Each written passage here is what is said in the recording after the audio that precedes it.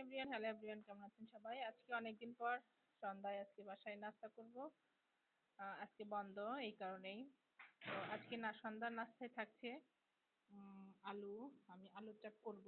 তো আলুর চপের জন্য আমি আলুগুলোকে সেদ্ধ করে নিয়েছি।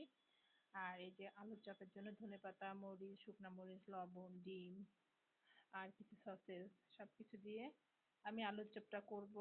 আলুটা আগে মাখিয়ে নিব, কারণ আমার হাতের আলুর চপ কিন্তু আসলে অনেক মজা হয়। আর একটা কথা হচ্ছে, এখনই জিভে পানি চলে আসতেছে। শুকনো মরিচ দিয়ে আলু ভর্তা এইভাবে শুধু খেলেও খুবই মজা হয়। তো যাই হোক, আলুর চপ আমি বিভিন্ন সময় বিভিন্ন রকম বিভিন্ন সময় করে থাকি। রোজার সময় শুকনো মরিচের ঝাঁজটা একটু মুখে লেগে গেল।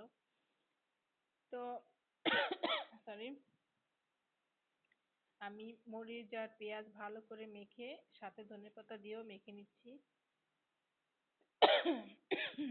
শুকনো মরিচ ঝাঁজ আমার সমস্ত ইয়াতে লেগে যাচ্ছে।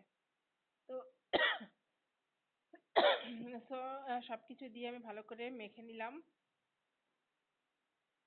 উফ, এই ভর্তাটাও তো অনেক একদম জিম ভর্তা হয়ে যাচ্ছে। যাই হোক, এখন আমি এখান থেকে আলুগুলো নিয়ে নিব, নিয়ে ভালো করে মেখে নিব আলুটা।